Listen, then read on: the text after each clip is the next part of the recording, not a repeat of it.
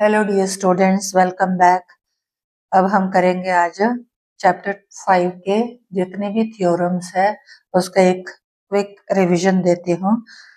12 theorems है इसमें और सभी थ्योरम्स को वन बाय वन क्विकली एक बारी रिवाइज कर लेते हैं। ओके, सो दैट आप लोगों को अप्लाई करने में जो है थ्योरम का एप्लीकेशन जो है वो इजीली याद रहे।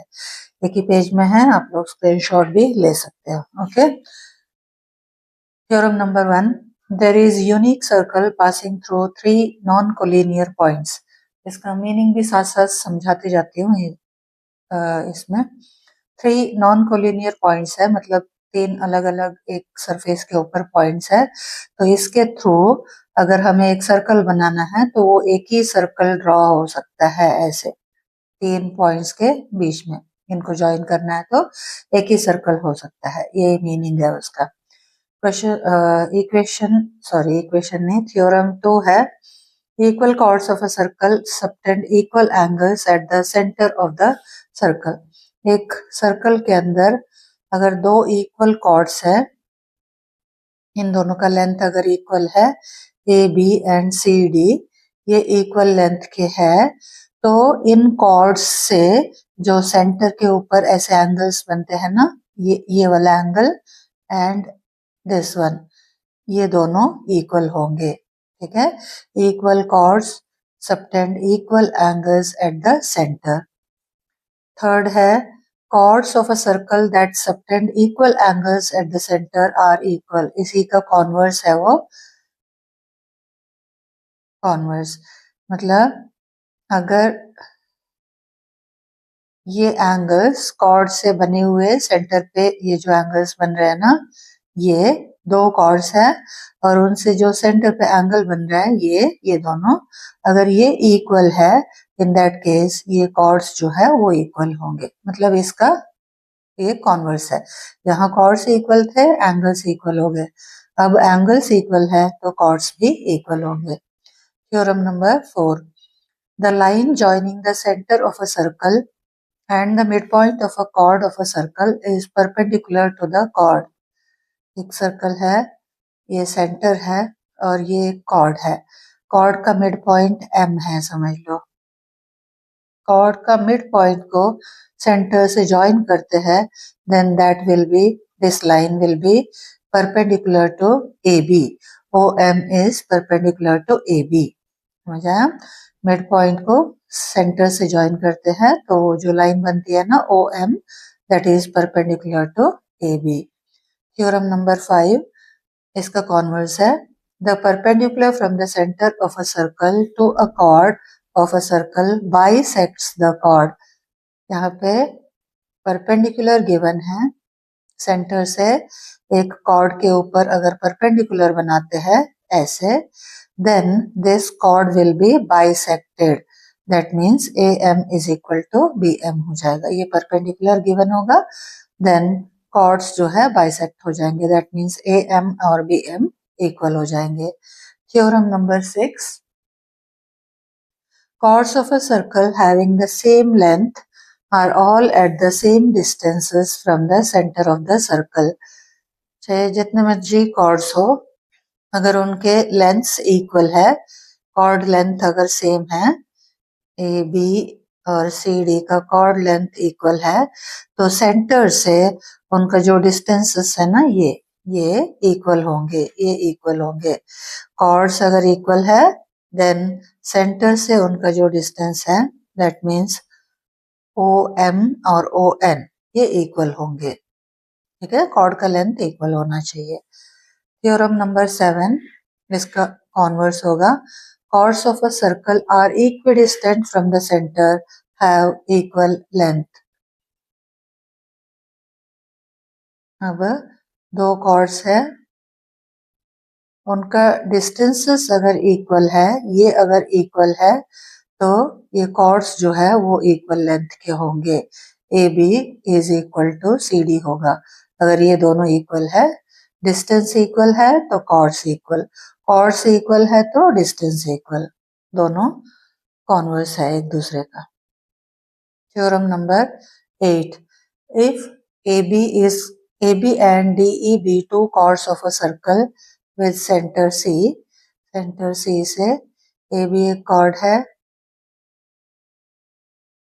AB and DE be two chords such that AB is greater than DE. इसका लेंथ अगर इससे ज्यादा है, then distance from C, center C to AB is less than this. मतलब क्या हुआ, अगर कॉर्ड का लेंथ ज्यादा है तो उसका डिस्टेंस सेंटर से कम होगा, किससे, जो शॉर्टर कॉर्ड है उसका डिस्टेंस से। इसका मतलब ए बी अगर सी डी से ग्रेटर है, ए बी डी ई से ग्रेटर है, तो सी एम जो होगा वो लेस देन सी एन होगा। Okay, next theorem number 9। The angle subtended by an arc at the center of the circle is double the angle subtended by an arc at any point on the circle outside the arc. एक circle है, एक arc से या segment से, arc या segment, एक arc से या सेगमेंट से सेंटर पे जो एंगल बन रहा है वो डबल होता है then on the circle, that on the circle. लेकिन कंडीशन ये है कि दोनों सेम सेगमेंट से बने हुए होने चाहिए। एंगल्स जो है ये सेम सेगमेंट से सेंटर पे और सेम सेगमेंट से सर्कल के ऊपर। तो इन दैट केस ये एंगल जो है इसका हाफ होगा, या ये कह लो कि ये x है तो ये 2x हो जाएगा, डबल हो जाएगा। ये 30 है तो ये 60, ये 120 है तो ये 60, ऐसे। इसको सेंट्रल एंगल थ्योरम भी बोलते हैं। तो ये है थ्योरम 9। फिर उसके बाद एक कोरोलरी है, वो इसी के बेस पे है, इसी थ्योरम के बेस पे है।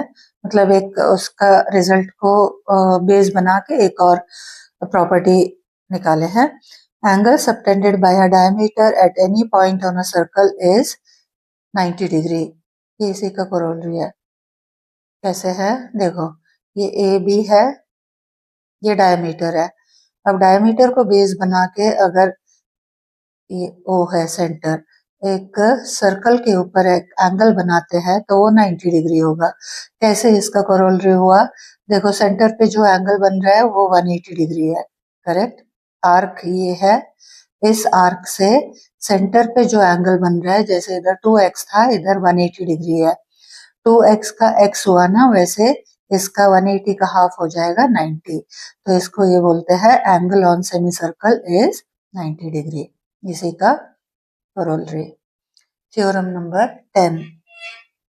If a line segment AB joining two points A and B subtend equal angles at two other points C and D that lie on the same side of AB, पहले draw कर लेते हैं।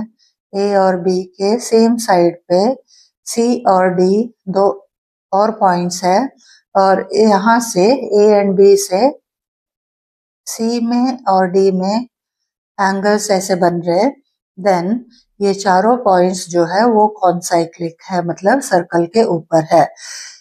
A B एक arc है या segment है, C D A B के एक ही साइड में है, इधर ऊपर और नीचे दोनों एक ही साइड में होना चाहिए ए बी का।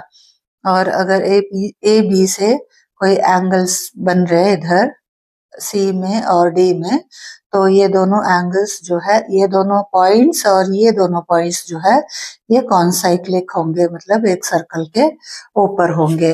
नेक्स्ट है theorem number 11। The sum of two opposite angles of a cyclic quadrilateral is 180 degree.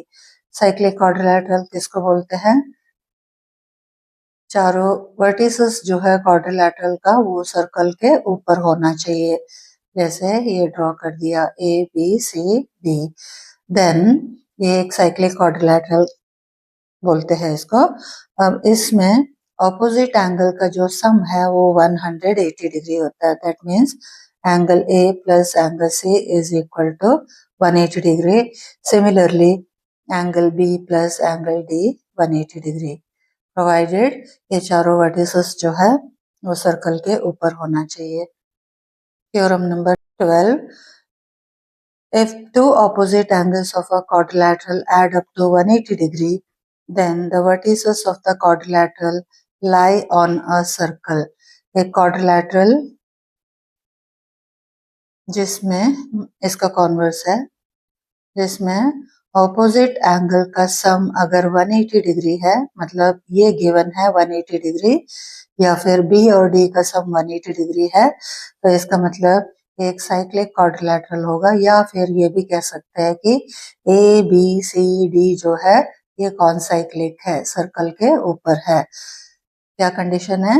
ए और सी का सम 180 होना चाहिए और बी और डी का सम 180 होना चाहिए। In that case A B C D is a cyclic quadrilateral और A B C D is are concyclic. A B C and D are concyclic. ये हो गए हमारे इस चैप्टर में हमने जितने भी थ्योरम्स यूज किया, 12 थ्योरम्स है, उसका एक क्विक समरी।